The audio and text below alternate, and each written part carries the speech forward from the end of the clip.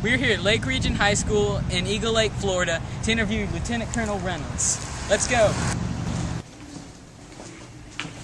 Were there any events in all your experience as a Marine that you distinctly remember? In Vietnam was when I fell asleep on guard duty.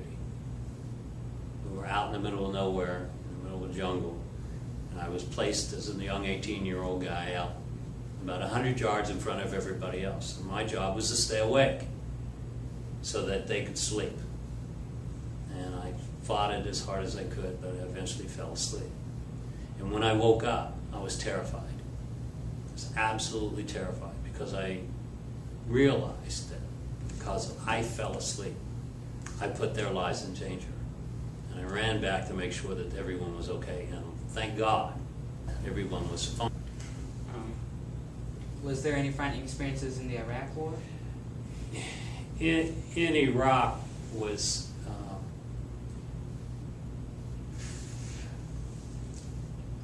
I would have to say that writing a letter home as a commander, I had to write home letters and tell moms and dads and aunts and uncles and grandmothers and grandfathers and brothers and sisters that their son was not coming home. And not necessarily is it frightening, but you want to make sure that you say the right things, that you describe the situation as best you can to put him in the best light for someone who's not coming home, not going to see mom and dad no more, not going to see his wife, his kids, or anybody else. And to sit there and write that letter and tell them that they're not coming home, that is frightening when you think about it, in that you have to say the right things. Besides that, you're responsible for them. Were you for the Vietnam War? Did you think that there was a real reason for going to Vietnam? Well, at the time, at 18 years old, I was neither for the war or against the war. I didn't know anything about the war. You hadn't become a popular, there wasn't as popular anti-war sentiment. You know? So for the war, the Vietnam War, well, what did it accomplish? That's what you have to ask yourself. What did it accomplish? You know, and everybody goes and said, well, 55,000 people died, okay, in over 10 years. Well, 55,000 die on the highway every year. So in 10 years, over 500,000 have died on the highways. Is anybody marching on Washington to stop the drunk drivers on the highway? Are we seeing that in the newspaper every day and protesting and carrying signs about the drunk drivers on the highway? But we're killing 10 times as many people as we lost in a 10-year period.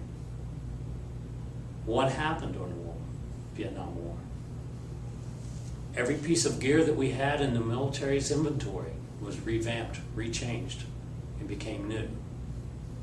All of our people got military experience and wartime experience. And what was going on in the war at that time in the world? We were having a Cold War with the Soviets. And so we were one-upping them. Our equipment was all new. Our people were now trained. We had a military force that was experienced and combat ready. They didn't. So what did they do? What did they do when we ended the Vietnam War? I assume that they tried to outdo the Americans. And how did they do that? They started their own Vietnam. They started in Afghanistan. And how long did they stay in Afghanistan? 10 years. And what happened in that 10-year period? They caught up with us. See, rather than go to war with us, they fight these little wars to improve their fighting skills in case they have to fight against us. And they can't allow us to gain experience and knowledge and equipment and technology. And they sit over here with equipment that's 30 years old. So did the war accomplish what it was set out to do? Well, what was one of your goals? What was one of your reasons to go to war? The Iraqi War, okay? people thought that was about oil. Okay? It was more than oil. The free flow of oil at market prices was an issue, and that would affect the economies of all the peoples in the world. Okay? So that was an issue. But that wasn't the primary reason why we went to Iraq to begin with. Okay?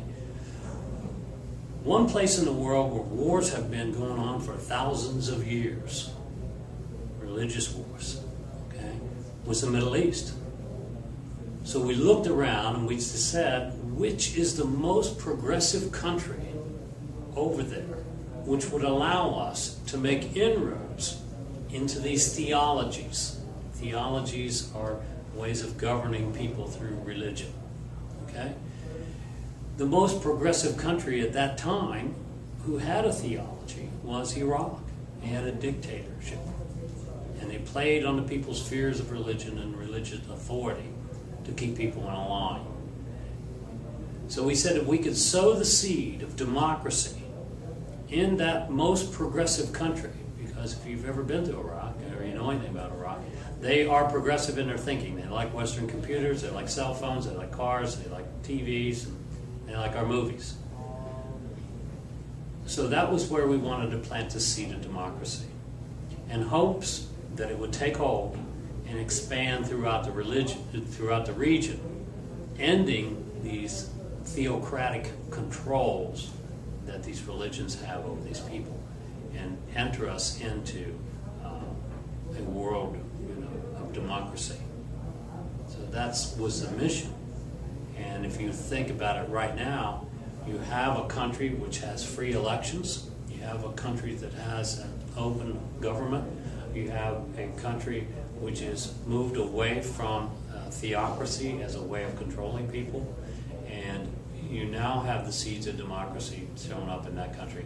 And it's beginning to affect the other countries in the surrounding areas. That's why the Americans are such a threat.